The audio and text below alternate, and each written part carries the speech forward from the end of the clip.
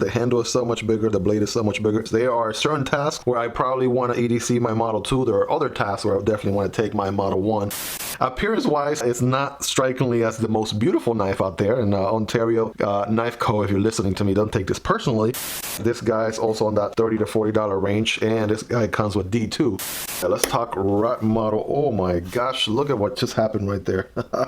Hello and what is going on, guys? It's your boy Miguel here, back at you with another knife review. Today we're going to be reviewing, boom, this guy right here, the Ontario Rat Model 1. This is very popular, very well known, such an icon for so many years. It is not a new knife. It has been around for many years now, and yes, we're going to be reviewing it here in the channel after doing an unboxing not that long ago. I've had a chance to EDC this knife over the last couple of months since the unboxing, and it has been a rock solid EDC. We're going to go ahead and break down during this review the good, the bad, the ugly, everything you need to know, the likes, the dislikes, all about this knife here. So if you have one or you're considering buying one, you can at least get some insight, get some feedback. Let's go over some quick basics. This guy has the drop point blade right here, very iconic drop point blade on the entry model Aus A blade right there. This is the Model 1. The Aus A blade right there is the entry point. There's also a D2 option as well. It's a little bit more expensive. We'll get into that a little bit later. By the way, guys, links are in the description for any knives that you see on the video, including this guy, so make sure to check those out down below. They come to you no extra cost. They definitely help out the channel.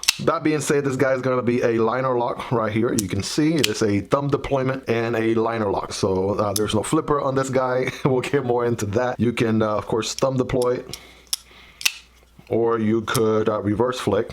It's a little bit challenging on this guy because the blade is so massive, but you can get it done. Those are your two deployment options. No flipper, of course, no button on this guy. And then you have this nylon or FRN sort of scales on this guy. We're going to get more into that as well. Let's start with the quick basic measurements on this guy right here. Your overall length on this big boy here, it's gonna be quite a lengthy guy. This guy's gonna be at almost 8 inches and 3/4, right? So just a 1/4 inch shy of 9 inches. So the actual blade, the actual blade length is gonna be around 3.5 inches, and the actual cutting edge is gonna be around 3.25, right? Around 3.25 there for the cutting edge. Last but not least, the handle is gonna be a whopping 5 inches long, right? That handle, definitely gonna be massive. A whopping 5 inches total length. Boom. So how's the action on this guy? Well, you have a, like I mentioned earlier, thumb deployment and reverse flick. Those are your only two, and the reverse flick can often fail if you don't put the right amount of pressure. It definitely takes a little bit of practice, to get it done the right way. This guy again has an Aus A steel here, very flat grind drop point blade on this nylon scales black, made to look very much like G10, but they're not G10. They're a little bit slippery compared to something like G10, which on this VV Elementum here, that's G10, right? A little bit more grippy. You can feel the difference. Well, this deployment is made possible by a washer. We got two washers right here. I'm not sure if you guys can see. On that side is a nylon washer in white. This one is a phosphorus bronze, so you got a combination of both right there in the pivot for this action. It is not on ball bearings by any stretch, right? So that's that could have some pros and cons right there. Some people prefer washers, some people prefer their ball bearings, right? Well, I can tell you the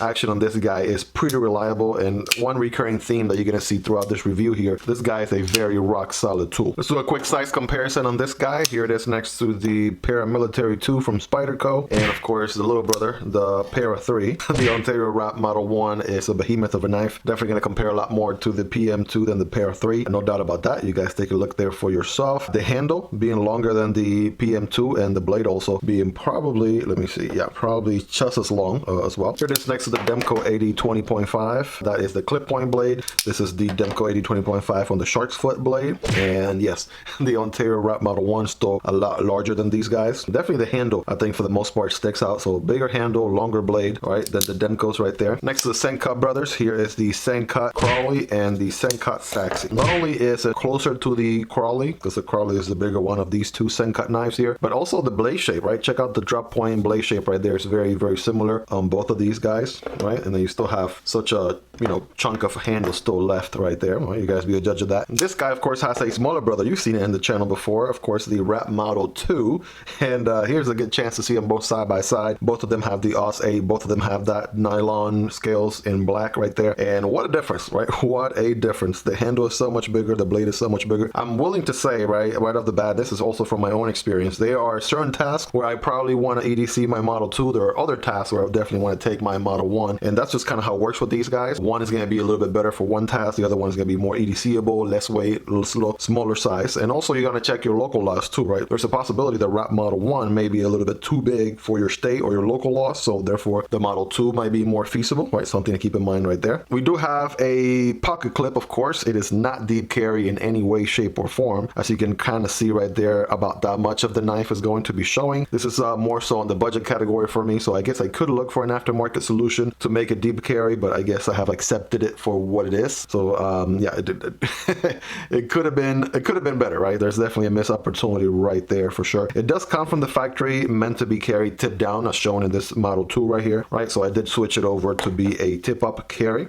Right, so that's something that you want to do. It is actually drilled, so you could do tip down or tip up carry on either side, which is pretty nice, right? To have lefties in mind, and that's pretty neat, right? So as popular of a knife as this is, you definitely want to make sure you don't leave lefties out there in the dark. Decent lanyard hole right there, which is pretty good if you're into that. If you want to attach a lanyard to your knife, that's good to have. All right, since we're here, let's do a quick carry profile right there. Wrap model 1 on the right, wrap model 2 on the left, and you can clearly see there for yourself. Of course, the wrap model 1 is going to be much thicker, just a little bit thicker right there. All right, we're gonna go in reverse order here next to the Crawley, very comparable to the Crawley, next to the Saxi, next to the Demco 80 20.5. The Demcos, of course, on this Gravery Gray configuration are always going to be very, very slim compared to the Wrap Model 1. And here's your Spyderco, your PM2 right there.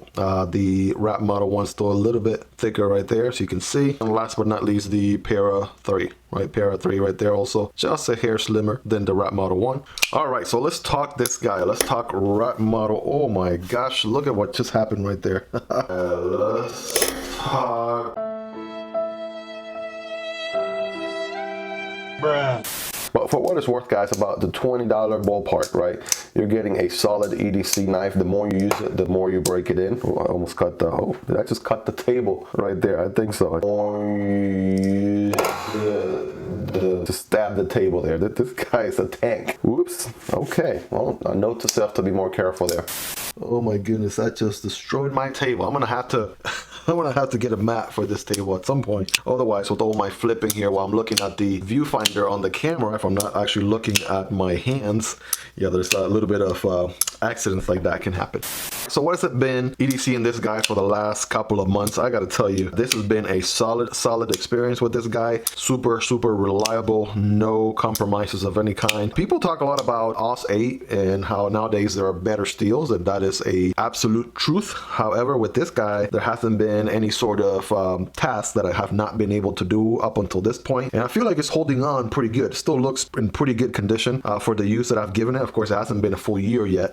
Plan to continue to EDC this guy, maybe do like a second review after I've been EDCing it for a year or even longer, but it definitely has done so well during that time. All right, here's an honorable mention right here, right? The Spyderco Smock. Check out the review on the Smock if you haven't already in the channel. When I say the Smock probably is my second largest knife that even comes close to the Wrap Model 1, and as you can see, the Wrap Model 1 still has a beat by a lot.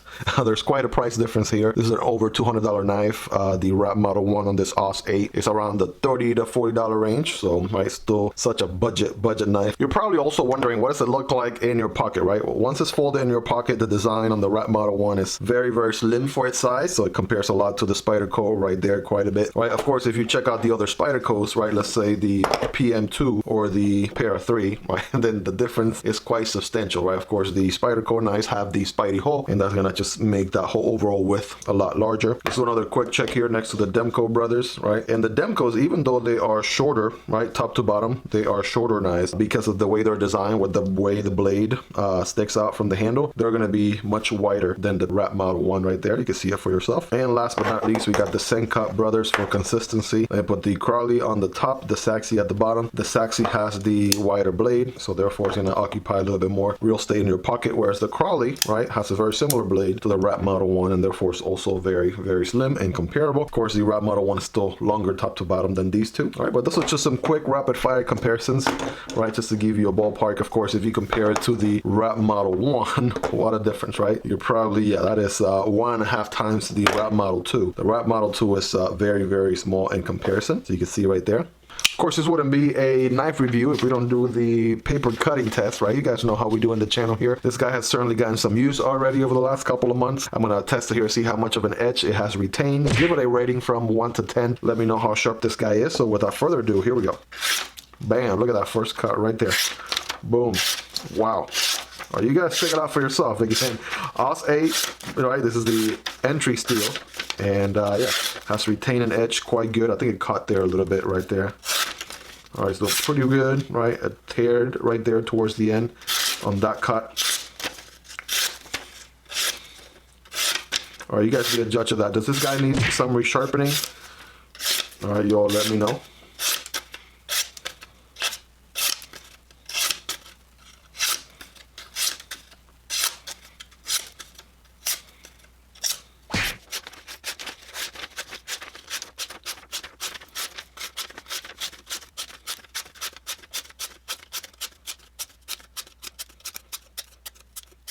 And yeah, the construction on this guy is gonna be insane. Check out how many screws you got going on, right? So many spacers, right? This one is sort of like a blade stop right there. You got 1, 2, 3, 4, 5 different spacers on this guy. Therefore, you have 1, 2, 3, 4, 5 different screws on either side. That makes it 10. Since we're here, let's do a quick hardware check on this guy. By the way, the tools that I use are linked down below. They're very reliable tools. They're part of the Strabito set. If you want to check them out, those are affiliate links that help out the channel at no extra cost to you. My guess here is that this guy is going to be, unfortunately, I wish it was anything different, but that is a T6 right there on all the little guys, and this big one here might be a T10, right? Let's confirm that. All right, here's my T6 bit.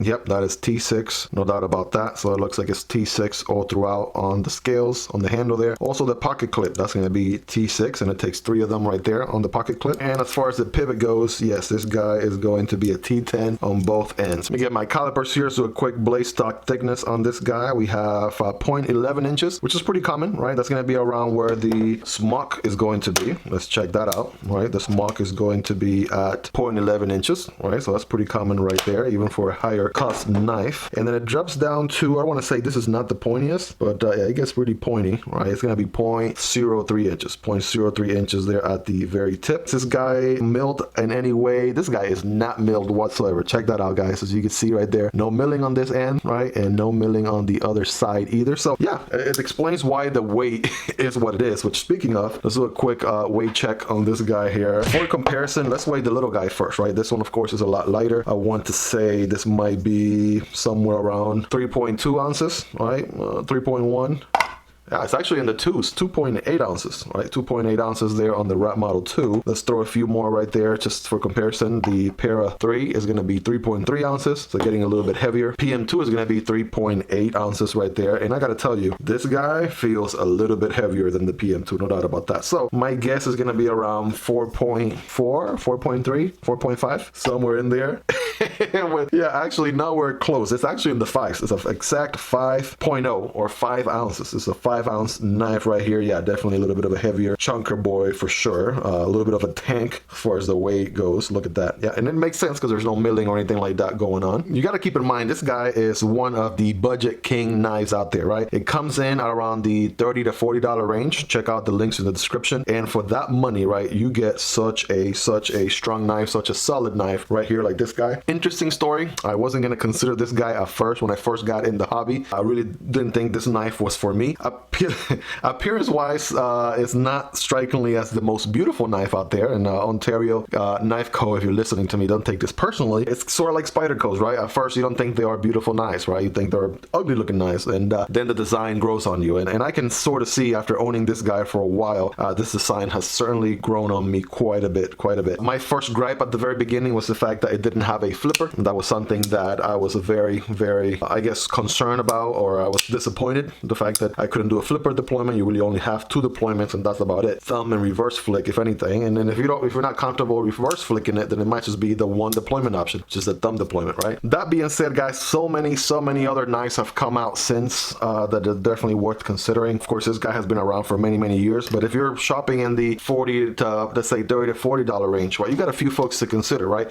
You would want to consider the Reich P801. Look at the blade shape, right? Drop point blade shape is very similar as well, right? You have the Reich Ergonomic, and I'm gonna put the model number on the screen because it's just so difficult to pronounce or remember. But you got this guy also in that $20 to $40 range. You got the Civivi Ortis, which is also a great knife, and I mean in that budget category, a budget king of its own right there. You got the Fleisa folding knife also. This guy's also in that $30 to $40 range, and this guy comes with D2. Of course, I know the Model 1 offers D2, but at a higher cost, whereas this guy offers D2 in the same price range. And last but not least, if all else fails, the Civivi Elementum is going to be on that $50 range, but again, a solid EDC as well. Right? So you have a solid line out there. So many different contenders for the budget category. Why would you choose the Rat Model 1 over anybody else, over any of the competition? One of the main reasons is functionality, guys. If this guy has anything going for it, is functionality. Again, it's not the most prettiest knife out there. Might be lacking some of the materials that you might want for the price and such, but functionality on this guy as a tool, I mean, it rocks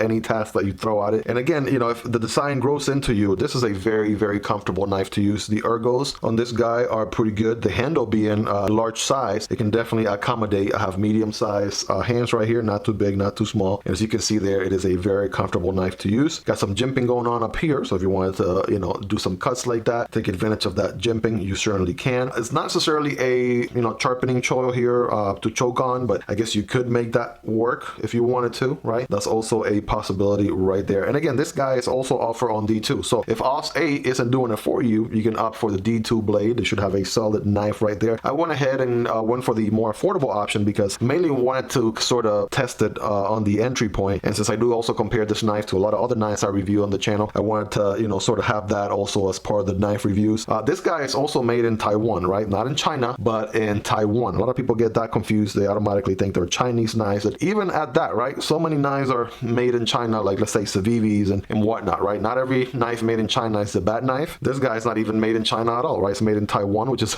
geographically and politically a whole different country. There's so many great knives that come out of Taiwan. I'll give you some quick examples right here. The Smock is made in Taiwan. The Demco 80 20.5 is also made in Taiwan. So some great knife factories over there in Taiwan. That's certainly something to keep in mind as well. Do I wish that they had used G10? Yes. Yeah, I feel like G10 would have given this knife a little bit more of a grip, right? The edges on this guy are pretty well chamfered or rounded off, which makes the whole gripping very comfortable. The pocket clip, I want to say, you know, sort of creates a, it could be a little bit lower, I guess, if we really want to be extra picky, but it doesn't really create a hot spot. You do notice it's there if you grip or close your fist really hard, but other than that, you know, should be able to blend in with the rest of the body of the knife right there. This guy, like I mentioned earlier, has a flat grind, which should make this guy very slicey, while still retaining a very solid size blade right there all throughout. The corners on this guy are not rounded off. That means you can beat on this guy or hammer on it if you're camping or hunting. This is really sold as a hunting knife. You know, it definitely has that going for it, right? It sort of gives you, of course, not going to give you the same reliability as a fixed blade, but for a folder and for the price, it really comes extremely close, right? Kind of borderlines the, you know, everything you can do with a folder when performing those outdoor tasks. Is there any blade play whatsoever on this guy? Not at all, right? That is rock solid. A good 9.9 out of 10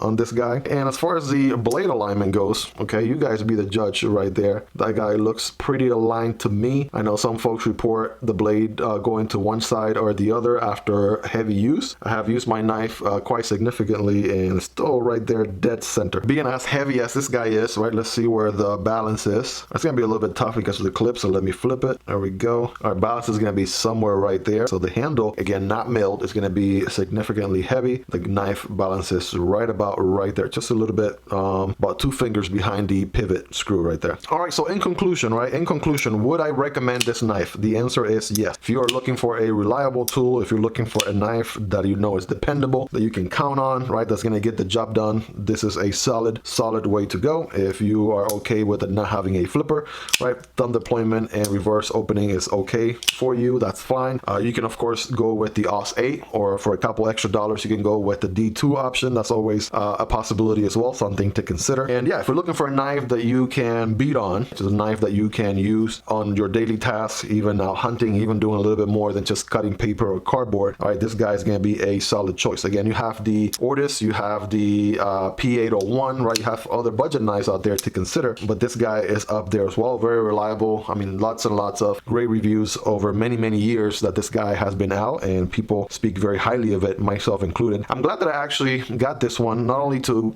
compare and sort of include during knife reviews in this channel, but also to experience myself. I came to the knife community, or EDC knife world community, just the last year or so. So it hasn't quite been a year for me. I think around August of this year will be a full year. And the reason why I wanted to sort of go back in time and get me one of these guys is because I wanted to find out what the hype was all about, right? Is this really that good of a knife? Is it really as good as people say it is? And again, I mean, if you're looking for a reliable tool today on 2023, this is it, right? It is a very, very reliable tool. Are there maybe better looking options out there? Yes, yeah, they are, certainly, right? Are there better materials used as well? That is also true. But right, if you're looking to really find out what the Ontario Knife Co. experience is all about, you are not going to go wrong picking up either the Wrap Model 1 or its little brother, the Wrap Model 2. If I left anything out on the review, guys, let me know. If there's anything else that you would like to see on the review, any questions or anything I should have included or I should have touched on, right? The comment section down below, that's where we hang out. That's where I answer all your questions, concerns.